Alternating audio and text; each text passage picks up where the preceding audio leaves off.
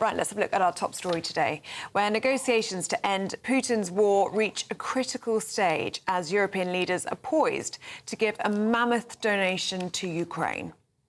Well, up to £100 billion of frozen Russian assets is set to be released in the coming days, with the Prime Minister marking this as a critical stage in ending the war. Yes, Sir Keir Starmer welcomed President Zelensky, the German Chancellor Friedrich Merz, and President Macron of France to number 10 Downing Street to host a coalition of the willing meeting.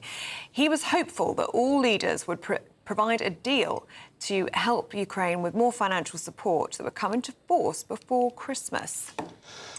Well, with peace deal talks between both Ukraine and the US over the weekend, could these efforts be enough to end 4 years of conflict? Well, we're joined now by Fraser Myers, Deputy Editor of Spiked Online. Fraser, obviously yesterday, I mean, it's about the optics, isn't it?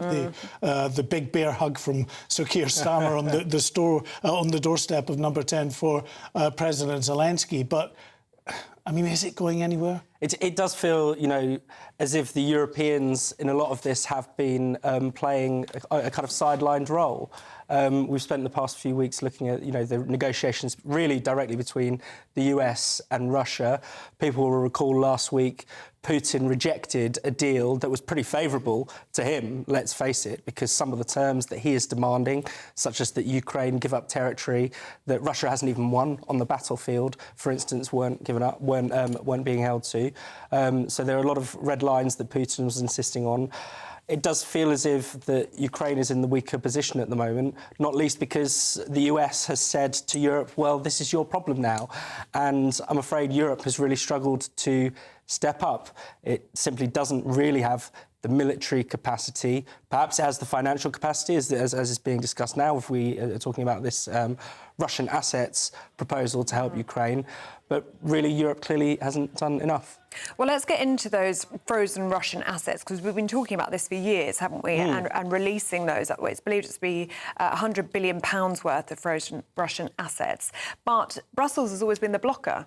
Yeah, so we should say Brussels in the Belgian government rather than Brussels as in the European Union, because the lion's share of these assets are held in Belgium, in Belgian banks. And there are two fears. One is that this could invite a sort of direct declaration of war. Dmitry Medvedev, the former Russian president, has said that this would be tantamount to a declaration of war. But also, you know, that Belgium could be sued over this money, which sounds incredible, you know, talking about international law and things like that in the context of this war. But that is a genuine fear of the Belgians, and so they've had to be brought over the line. It's believed that the UK has about £8 billion worth of frozen Russian assets, but of course, in total, if we're talking about over 100 billion, that's potentially a game changer. Now, that may just end up having to be used for Ukraine to fight on if there isn't a negotiated settlement reached, because Ukraine is running out of money. It can't afford to pay for some of the US weapons that it knows that it needs in order to carry on the war, or at least in order to make progress.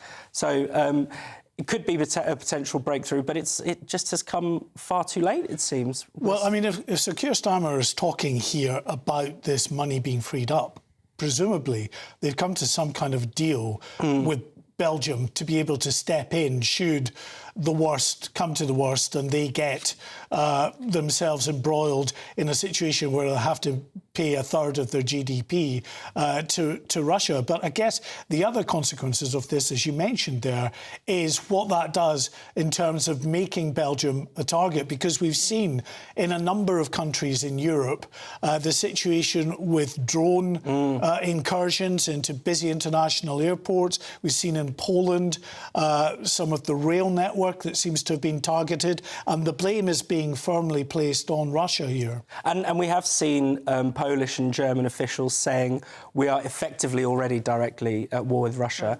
I'm not sure if that's a helpful thing to say. I think, you know, one of the things that world leaders do deserve credit for is sort of maintaining the balance and not having a direct confrontation with Russia, because that could, you know, be incredibly dangerous with a nuclear armed power. I think it's also, you know, worth reminding ourselves that Europe likes to posture as being on the side of Ukraine. We've had so many summits, so many meetings, so many bear hugs, as you say, with Zelensky, so many photo ops. But, you know, if you look at the actual money behind this, if you look at some of the finances so far, it's been, I think, £225 billion from all NATO countries spent directly on aid to Ukraine, over £300 billion spent on Russian fossil fuels. So at the same time, you know, on the one side of our mouths, we're saying we support Ukraine, we support their fight for independence. On the other, we're directly financing Russia's war efforts. Now, maybe this new proposal will do something to rebalance that, but it just, I think, exposes a complete lack of seriousness in Europe. This war has been going on for several years. It doesn't feel as if anything fundamental has changed in the mindset of Europe. We're talking maybe about increasing defence spending to 3% in the next Parliament when Keir Starmer's not even going to be Prime Minister. It's a similar story in the rest of Europe. Lots of talk about being on a war footing, lots of talk about ramping up the defence industries. But what's really happening? It is just all talk. It is just all empty. And it's left Ukraine in this horrible, invidious position. OK, Fraser Myers, you're back with us in the next hour. Thank you very much indeed. Thank you. Thanks, Fraser. There's nothing more important than keeping your money and your identity safe online. And with so many VPN options available, choosing the right one can be pretty daunting. But this video's sponsor, ExpressVPN, is making the choice easier for GB News viewers. ExpressVPN is offering up to 75% off, plus 4 extra months free. That's top-level security from just £2.49 a month, and you're covered by their 30-day money-back guarantee. So just click the link in this video's description or scan the QR code now. Remember, when you're online, you are often sharing personal data, so hackers can steal your information, your passwords, your photos, and your bank details in just seconds. But ExpressVPN encrypts your connection, making it virtually impossible for hackers to access your personal information. So why choose ExpressVPN? Well, it couldn't be easier to use. With just one click, you are protected. And ExpressVPN uses military-grade AES 256 encryption, which is the same standard trusted by the US government to guard their classified information. With their new tiered plans, you can protect up to 14 devices at once and manage passwords securely. Live chat support is available 24/7, and it typically connects you in under a minute with a real person. Click the link in this video's description or scan the QR code to get up to 75% off ExpressVPN, plus 4 months extra for free. Start protecting yourself today with ExpressVPN. GB News Breakfast, it's 20 to 8, and joining us now, as promised, for our look at the morning papers is the political commentator Claire Muldoon. Morning, Mark. And former newspaper editor David Wooding. Morning. The award-winning. David, congratulations. Thank you. Tell us about that very briefly. Well, I was awarded the Journalist Laureate by the London Press Club, a lavish do last week, so it was quite a thrill. Congratulations. Thank you very much. Well Excellent, deserved. very well deserved. We're very proud of Absolutely. you. Thank you very Good to much. have you on, a distinguished chap like that. Thank you. We've got a lovely picture there of you up on the stage receiving wonderful. that. So congratulations, David. Thank you. Brilliant. Claire, let's have a look at this story, shall we? Front page of the Daily Express today. Grooming gangs probe and Kemi Badenoch calling for no stone to go unturned. Well, that should be the latest benchmark for this whole debacle, should it not? To, you know, get the victims the justice that they so deserve, and the victims' families also that have been with them, to get them through this. No stone left unturned, says Kemi Badenoch, and we've got the benchmark from the Casey report that really is the starting point, the building block, the foundation of what should take us further. And the fact that we're actually having this discussion to say that men with dual nationality ought to be deported, in my view, that's the bottom. That really is the starting point as well. There should not even be a question of this. Get rid of them, get them out of the country, send the message to the rest of the world that Britain will not be a dumping ground for paedophiles, sex offenders and criminals. We are here for people who do seek asylum because they're turning away, they're fleeing from a war-torn country. They will be unsafe. But for the rest of them that are coming over in boats, the rest of them that the French are not even stopping. We're hearing reports of gunshots going off in Calais. We're hearing reports of drugs, you know, being taken over and then drugs being used in these camps. That's not men that are fearing for their safety. It's not at all. Really, really not at all. So, Kemi, I'm with you on this. Unfortunately, my compatriots and yours up in Scotland, the SNP don't seem to be taking it as seriously. This is endemic. This has to stop. And we've got the framework, as I said, with the Casey report. We need to go with that, run with it, and run these men out of this country. David, it seems that, you know, after all these years, they're still tying themselves in knots over the issue of ethnicity. Yes, it's a stain on the country's reputation, without doubt.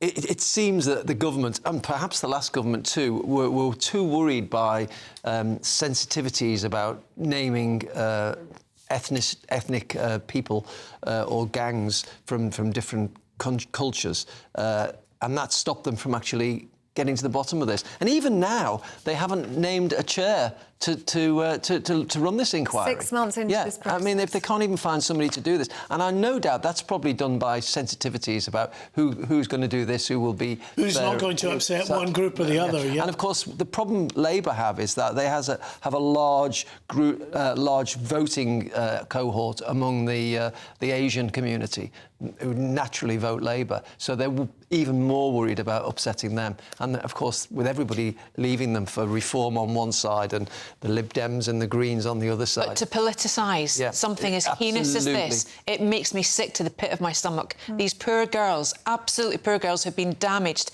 both physically and mentally over these years. They are the victims. They're the ones that we should be shouting for, trying to get justice for, and bringing an end to this horrible chapter in their lives. Well, in terms of not wanting to politicise it, do you think then the Labour government should be working cross-party with the Conservatives? This is definitely a cross-party issue, as I've said before. Absolutely, absolutely. And perhaps, I mean, the Tories are saying now and floating the idea that we scrap the whole thing, we start again, and it's a judge-led inquiry. Is that something that you'd support? It depends, again, on who it would be. I mean, we can't pick and choose our judges if they're going to be like this. We've had loads of COVID inquiry, we've had lots of inquiries that bear no process and due diligence on actually what's happened. I don't think we should go back. I think we need to move forward, and we need to get a chair in place, a chair that will not be frightened to call out this behaviour in any way, shape or form. Shall we move on? I was just going to say quickly, it's credit to the Times and Andrew Norfolk, who investigated this and exposed it all, because it took some fearless reporting, and at the time he was getting a lot of criticism for being effectively racist by exposing Maggie Oliver and our own Charlie Peters here at GB News as well. Big shout-outs. Absolutely. You know, lots of work was done on this many years ago when it was not fashionable at all to talk about such issues. Shall we talk, Claire, about the issue of Ukraine and these comments from Sir Keir Starmer yesterday that the governments of Europe might finally be able to get their money on this 100 million euros in Russian assets? Do you really see that as being a prospect? I don't, actually, and, you know, I fear for Europe, having Zelensky here so close to us, and he had Macron and Starmer yesterday as well, and I fear the shift away from the US. I fear the shift of Donald Trump's plan not coming up to muster for Zelensky.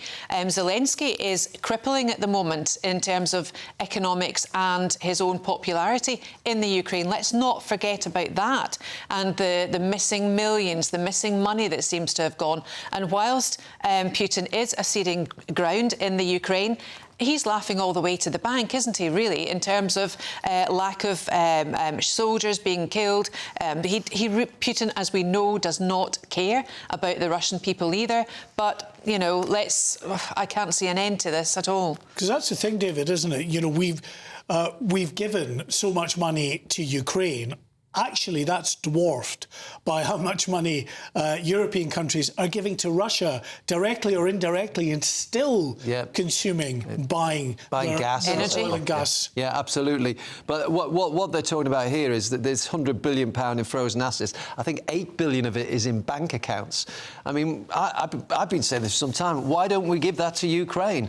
And the idea, I think, is to give it to them either to spend on military or for rebuilding if the war is ended.